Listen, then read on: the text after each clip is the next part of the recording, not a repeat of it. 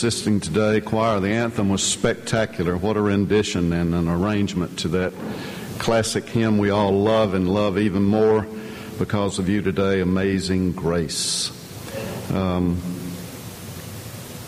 to welcome my cousins, Pam and Cindy, are with us today from Panama City. Do you want to say anything, Cindy? And Kay, and it's... You know, all I can think about, Cindy, is all the mischief we got into growing up while I'm sitting here. Good to see all of you on this Veterans Day, and so many of you, I can see the medals flashing and the ribbons on your chest and your dog tags and different things. Some of you I haven't seen in a while, and I'm very proud, along with you, that Veterans Day brings so many of us out, because we not only get to worship today, but with the help of a special gentleman here in a moment, we're going to honor our veterans as well. I wanted to pass along a little bit of information. One, I'd like to express condolences to David and Emily Olson, who are back today from the north in the loss of their son Gary this past season. And of course, you know, we lost Paul McKim, Paul and Jean McKim, who've come down every winter. Also, some weeks back, Paul McKim. Jim Boutwell, his cousin, passed away this week. Patty Haynes laid her mother to rest on Saturday, and we want to remember her and Andy. And David Whetstone asked me to convey a message to you. You may or may not know, but he was in the hospital last week for a week. They thought at first there was some sort of object or mass on his brain. It turned out to be a hemorrhage, and he is now home, and they're trying to allow that clot to go down so that they can figure out exactly what's happened. I talked to him yesterday. He specifically wanted to say hello to you and say that he loved you, and he's taken some time just to rest and to not have much contact right now. So we'll all remember David. A centurion was responsible for 100 soldiers.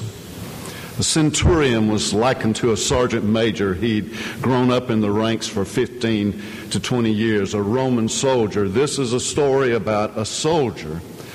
And this particular soldier, or centurion, Roman soldier, has heard of the vicinity of one that he's come to be not only aware of, but believe in him, that there is in the vicinity this rumored Son of God, Son of Man, Jesus. And he sends word through his friends for Jesus to come, because he has a servant or a slave that is ill and near to death, and he asks in that message to please come and to heal my servant. Now, as Jesus gets closer, he, the centurion, the soldier, changes his mind, sends word again, this message: Lord, do not trouble yourself. I am not worthy to have you come under my roof. And then he says what I find most intriguing, this centurion, this soldier: only speak the word, and my servant will be healed. For just as you, I am a man under authority, and I have soldiers under me. If I say go to one, he goes. If I say to come, then he comes. Again, this is a soldier's story. I don't recall ever preaching on it before or using it as a beginning text, but and actually I'm deviating from the lectionary that we use from Sunday to Sunday, because it just, I begin to think about it, and it seems so appropriate in terms of Veterans Day Sunday and Veterans Day tomorrow. For me, I contemplate the application of this in two different ways. It reminds me of two things. Number one, what it means to be a soldier. And number two, what it means to be a Christian soldier. To be a soldier is to be a member of the armed forces. To be a soldier is to be one who with others have sworn an allegiance to their country. I do solemnly swear that I will support and defend the Constitution of the United States against all enemies, foreign and domestic, and that I will bear faith and allegiance to the same, so help me God. Every soldier, every branch, active, reserve, retired, are bound and bonded together by their country and this oath to the Constitution of that country, and therefore are brothers and sisters, a band of brothers and sisters. And along with that comes their training, their mission, their hierarchy and understanding of command, a chain of command specifically, receiving and giving orders. That's what it means to be a soldier. It means to live a life under a certain discipline. It means to train. It means to learn. It means to grow. And another thing it means to be a soldier is to adhere, along with all your other bands of brothers and sisters in each branch of the service, it means that you share a set of core values.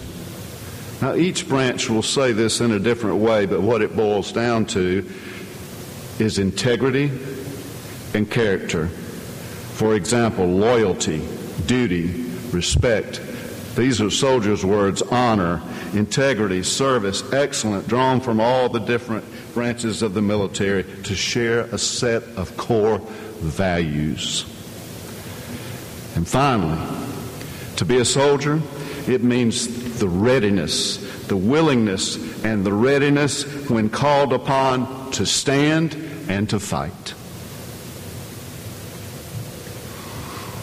Now, what does it mean to be a Christian soldier? It's not uncommon for Paul. I can think of two places right now from the New Testament where he uses the soldier and his way of life, or hers, as an analogy for the way for the Christian life. So what does it mean to be a Christian soldier? And even Jesus, this centurion, is a combination between the two. He is a soldier, a centurion, but he is also a Christian in that he's crying out and believing in Jesus, and Jesus heals his servants. So what does it mean to be a Christian soldier? What does it mean to have the faith that the centurion had? Well, we mentioned an oath of allegiance that is shared by every member of the military. All Christians share, as we traditionally say, something that binds us together likewise as a band of brothers and sisters, and that is a profession of faith, as with this centurion, a profession of faith in Jesus Christ and His body, that is His church. We are bound and bonded together by this faith. We are Christian soldiers. Like the military, there is much expected of us. Like the military, there is training. Like the military soldier has his basic handbook, so do we. Like the military, there is a discipline. There is that which is expected of us. There is training, and there is the exercise and the practice of prayers and Bible readings. These are the tools of our trade. These are our armor, just as with the soldier's uniform. And we understand authority as Christian soldiers. Father, Son, and Holy Spirit, Commander, Exo, Sergeant Major. There is a hierarchy. There is a chain of command without which there is only anarchy. And it seems that often our military is called to respond to places where there is no chain of command, where there is anarchy and there is chaos. So this regimented group with its core values are called upon to respond, to move in, to bring aid to that critical situation. We too, like the military, we too, like the centurion, we too, like soldiers, have our own set of core values by which we live. Sometimes failing, but always aspiring to live by the values of faith, not being influenced by negativity, hope, not being influenced or pulled down by despair, love instead of hate. We understand that the main commandment that Jesus said in terms of what it meant to be religious was love God and love your neighbor and love yourself. Do unto others as you would have them do unto you. And duty calls us just as it does the soldier. In any moment, at any given time, there are circumstances, there are situations you and I will find ourselves in individually or together as a group wherein we will be challenged. It's not a matter of if, but when it comes. We will be challenged to stand up for that which is right. We will be challenged, as with the soldier, to do the right thing. In other words, just like the soldier, the Christian community has its mission too. We are commissioned, which is again another military term. We are commissioned to go into all the world and wherever we find ourselves to sow these seeds of faith and hope and love and God's peace and providence to all. Well, are you a Christian soldier? I thank you for your service. When you stand, when you share, as you said, you're a Christian soldier, and when you do, and when you love, and when you make peace, for all that you have done and all that you give, and all the times you have stood for right, I thank you for your service. Are you a veteran? Have you served? I thank you for your service. And now I have the great privilege to thank you in a special way by introducing to you Commander, retired Orrin Lax, who after graduating from college attended Navy Officers Candidate School. After graduation in communications school, he spent the next 3 years at sea as a communications officer. 16 and a half months of that time was in the Western Pacific, in the Gulf of Tonkin specifically, the South China Sea, the Gulf of Thailand. He is a Vietnam vet. And after discharging from active duty, spent 20 years in the Navy Reserves. Commander Orrin Lax.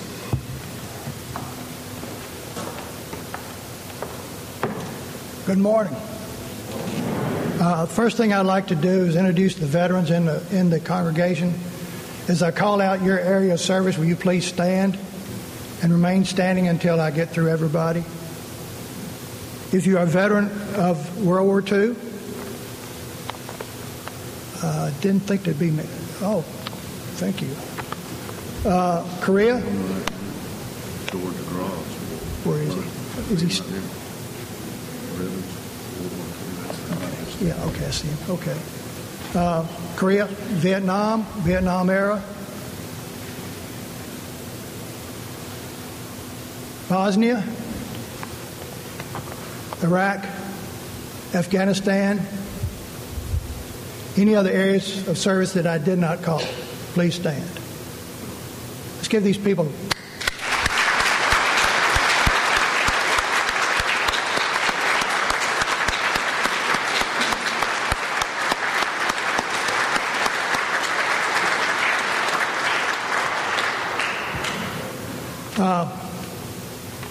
There's another group I want to introduce that aren't usually recognized. At least I've never heard them recognized. And these people are the real reason the American military works. The wives, the husbands of military people. I want to introduce these people. First I want to say is if you are the wife or spouse or husband of a active duty or retired military that spent 20 years as plus in the armed forces, would you please stand, ladies? I know there's some out here. If you are a wife of a veteran who was on active duty while y'all were married, will you please stand? I'm telling you, folks, these are the real people who make the military work. Their husbands are rarely not there when their babies are born. Their husbands are rarely there when they get sick. The husbands are rarely there when the children have problems. Who handles it?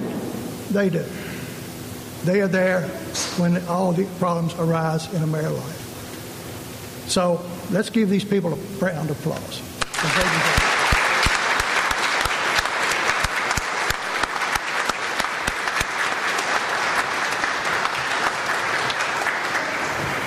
Okay, last Sunday, Robert pulled me aside and asked me if I would make a few remarks today. Well, at first I hesitated because Bill Martin and Hollis Messer are tough acts to follow. But I agreed because I am a veteran, and I wanted to. It's an honor and a duty to. We've got to honor the men and women who serve the armed forces. Our heritage depends on it. We owe it to them. I also remembered back years ago when students, members of the student government at school, decided to honor veterans. This was about the time of Desert Storm. They decided they wanted to honor the veterans. So they came to me and said, "Will you speak at this meeting to honor these veterans?" I said, "Well, yeah, I guess." But then I thought about it, and I said, like I did with Robert, it was my duty to. I had to. I couldn't refuse these kids. So like today, we are here to honor the veterans, to honor the veterans that are in our sanctuary and elsewhere. Some veterans came home to parades and cheers. Some came home, just came home, forgotten. Some came home to condemnation and jeers, baby killers. Some came home and were asked, "Were you in a war, Daddy?" Some simply didn't come home. I've known veterans of World War II, Korea, Vietnam, Iraq, and Afghanistan. Many of them family members. When I was on active duty, there are still a lot of World War II vets serving. Two of my commanding officers were shot down in the Pacific. One spent 10 days on a life raft before he was rescued. Another was rescued from the Japanese by Filipino guerrillas. Third commanding officer I had was engaged in amphibious operations in the South Pacific. Man's like a father to me. I never will forget him. He died last year at the age of 90. There's also the man I knew who was a young sailor, was asleep in his bunk one Sunday morning, December 7th, 1941. Since it was a Sunday morning, they were sleeping late. That's why the Japanese attacked. One of the reasons. So he heard these noises, and all of a sudden, the water comes in. He's in his bunk. He says, "Uh-oh, something's wrong." So he gets up, makes it to the main deck. By that time, the ship is sinking. He manages to swim over to Fort Island. You know, all he has on is a skivvies. Now, for you that don't know what skivvies are, it's underwear. That's all he has on to his name. Nothing else. Thank God he's in Hawaii, which is a little warmer. But he survives. He told me that story. Then there's my Uncle Robert, who served in the European theater. He was in the 1st Division, the Big Red One. He fought in the Ardennes during that terrible winter of 1944 and 1945. He crossed the Rhine at Remagen. He was 18 years old. He once told me that no matter what you do, Warren, no matter what you do, don't join the infantry. And Hollis, that's probably the reason I joined the Navy. There's my high school band director, who was awarded the Bronze Star and the Purple Heart for saving a fellow Marine in Korea. I have two cousins who were Vietnam veterans, serving with the Army in country. Both saw significant combat. One of them contracted malaria, almost died from it. And even after he was discharged, there were times he would have bouts of malaria. I asked him one time, we were talking, he started sweating and turning red. I said, "What's wrong, Mike?"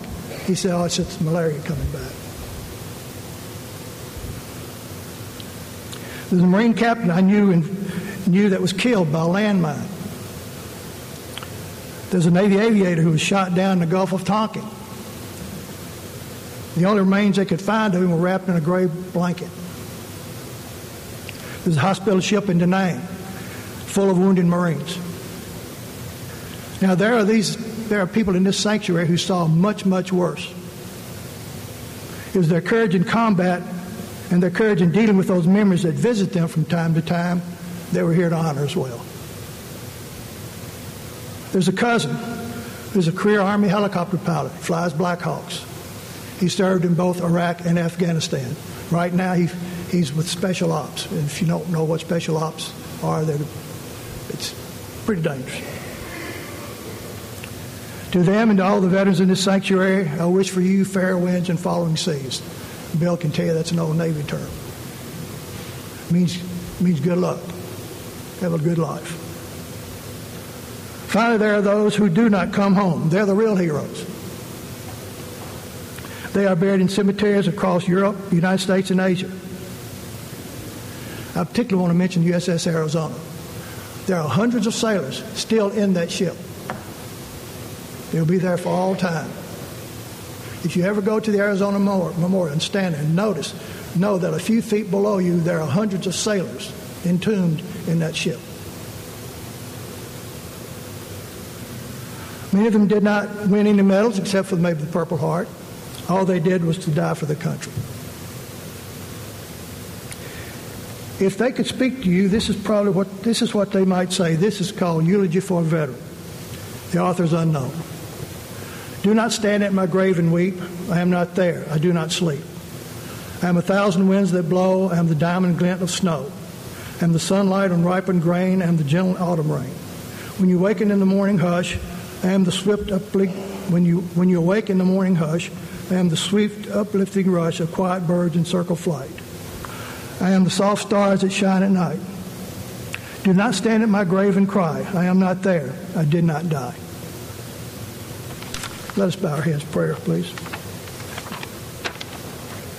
Dear Lord, today we honor our veterans, worthy men and women who gave their best when they were called upon to serve and protect their country.